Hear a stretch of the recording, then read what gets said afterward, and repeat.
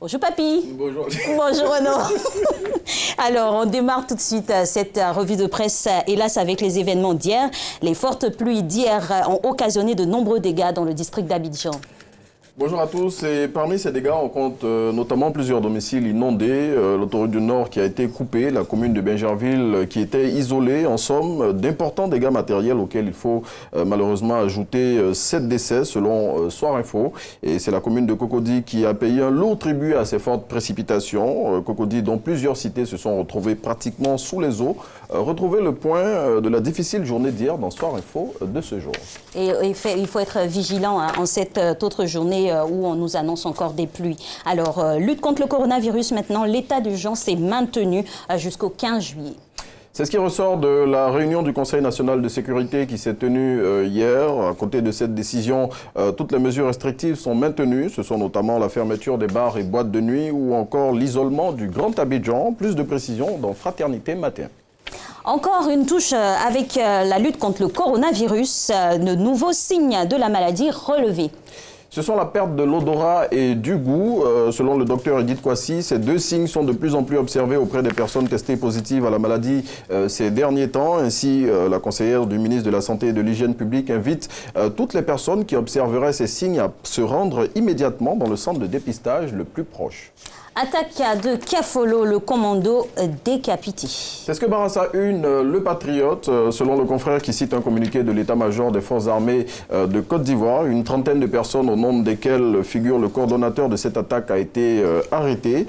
Ce résultat, toujours selon cette note, a été obtenu grâce à l'opération baptisée Rétorsion. Opération initiée en riposte à cette attaque qui, pour rappel, a fait 13 morts au sein des troupes ivoiriennes le 11 juin dernier. Et un mode politique avec la convention du plus vieux parti de Côte d'Ivoire où M. Kakabé défie l'ancien président Henri Konan Bédié. C'est ce que lance à sa une le jour plus de ce vendredi 26 juin 2020.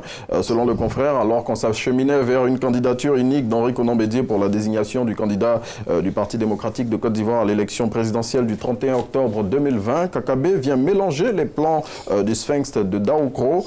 Toujours selon le confrère, cette candidature de l'ex-président de la JPDCI est vue au sein de ce parti comme un affront à Henri Konan Bédié. Wait and see. Alors, concours d'entrée au CAFOP, les candidats invités à finaliser leur inscription. C'est dans un communiqué que la direction des examens et concours d'ECO invite les candidats n'ayant pas finalisé leur inscription dans le cadre du concours direct d'entrée au CAFOP pour cette année à le finaliser du 25 au 27 juin 2020. Pour ce faire, les concernés selon la DECO doivent s'inscrire sur le site web qui s'affiche au bas de l'image du CAFOP, www.ministère de l'Éducation nationale-du6deco.org et ensuite déposer leur dossier physique de candidature dans la direction régionale de l'Éducation nationale ou la direction départementale de l'Éducation nationale d'inscription de leur choix.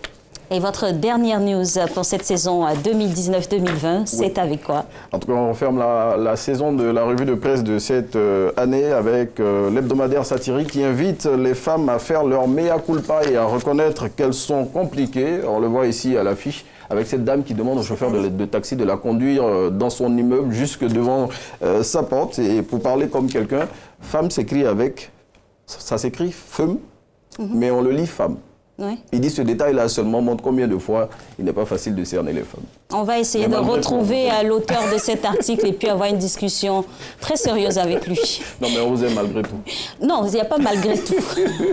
Vous êtes obligé de nous aimer. Bon, et voilà. En parlant d'obligation, là, c'est un autre tableau et un autre schéma qu'on pourrait développer en début de saison. Vous voulez aller où, monsieur Renaud Kobia? Aimez-nous, c'est mieux. Hein. C'est mieux de nous aimer. Continuez à nous aimer.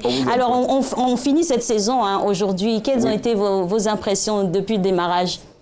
Vous retenez quoi? J'ai beaucoup appris, c'est ce que je retiens. Ah oui? Apprentissage, apprentissage, toujours apprentissage. C'était un éternel recommencement au niveau de l'apprentissage. Toujours de nouvelles choses qu'on relevait.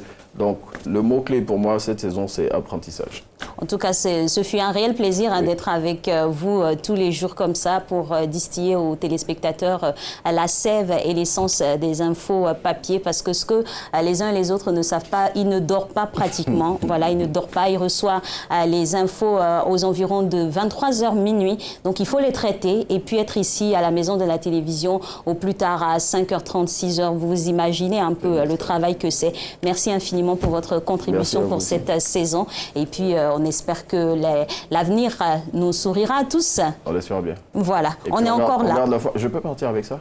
Ben, c'est possible, voilà. Okay, aujourd'hui, c'est la dernière. On fait ce qu'on veut. Pour les vacances. Ok.